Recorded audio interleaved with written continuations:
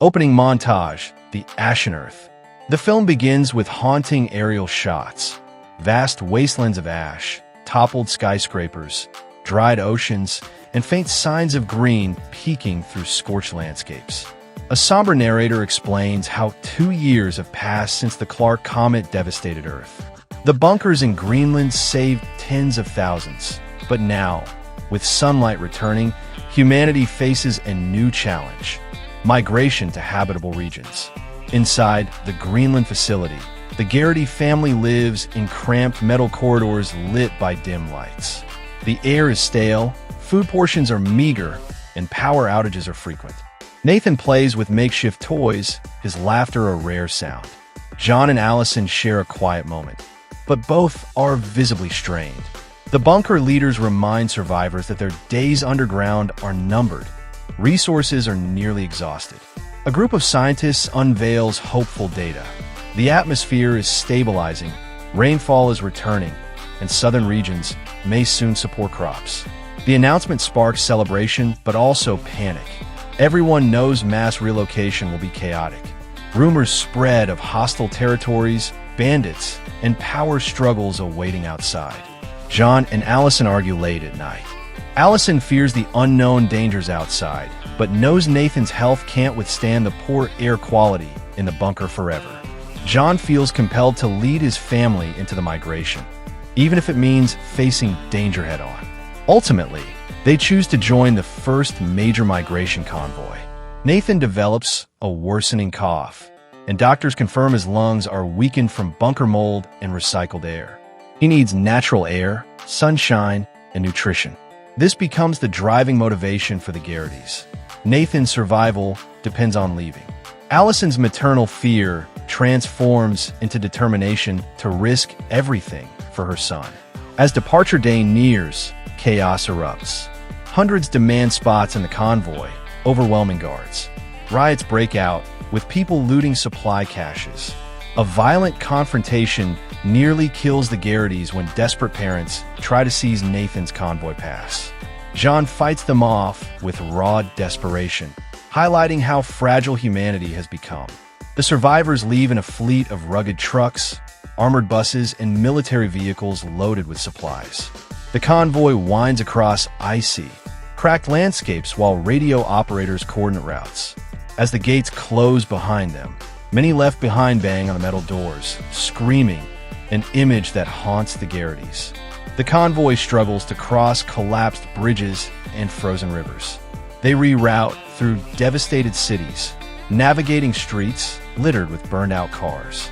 Engineers and soldiers work tirelessly to clear paths while families huddle together. Every delay burns through precious fuel and food. Halfway through Europe, the convoy is ambushed by scavengers armed with stolen weapons. They demand supplies, threatening to kill hostages. John joins a desperate defense, fighting with both firearms and raw survival instinct. Although the convoy survives, they lose vehicles and people. Nathan, terrified, sees for the first time how cruel the world has become. The convoy takes shelter in a half-ruined European city where survivors have already begun rebuilding. They see small farms growing in cracks of concrete, children playing in the ruins, and makeshift homes.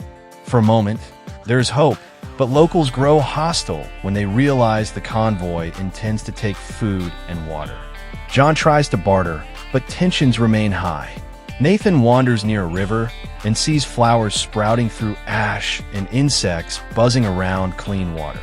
He calls Allison over, showing her that life is returning.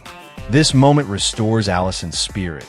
Earth is not dead, and maybe, just maybe, humanity can truly start over. Inside the convoy, arguments break out. Some leaders insist they stay in Europe and rebuild here, avoiding further danger. Others argue the mission is clear: reach North Africa, where scientists say the land is fertile. Families turn on each other, and violence almost erupts within the group itself. John reluctantly steps forward as a voice of unity, urging patience. During a night raid by raiders, a close friend of the Garritys, perhaps a fellow bunker survivor who became like family, dies protecting Nathan. This devastates Allison, who questions whether dragging Nathan through this peril was right. John comforts her, promising their journey is not in vain.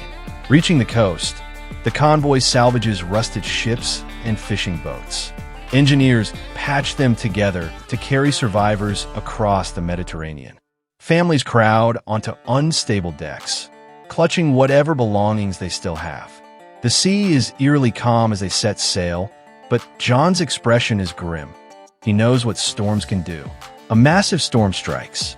Lightning splits the sky, waves tower over the ships, and survivors scream as water floods the decks. John clings to Nathan while Allison helps others. A ship capsizes, its screams echoing through the storm. The Garrity's vessel nearly sinks, but John's determination keeps his family alive until the storm finally passes.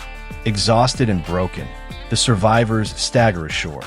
They are greeted by settlements of earlier survivors, tents, crude farms, and communities living off the land. The climate is harsh but habitable. For the first time, Nathan breathes clean air and feels warm sun on his skin. Tears roll down Allison's face as she watches him run freely. The new arrivals strain the fragile resources of the local community.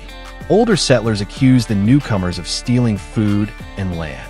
Fistfights break out, and leaders on both sides threaten all-out war. John tries to negotiate, but finds himself caught in the middle of a powder keg about to explode. During a heated confrontation, Nathan steps forward, speaking bravely. He reminds both groups that if they fight, everyone loses, that the Earth is giving them a second chance, but only if they share it. His innocence pierces the anger of hardened adults, and gradually, the fighting subsides. Nathan becomes a symbol of hope and unity.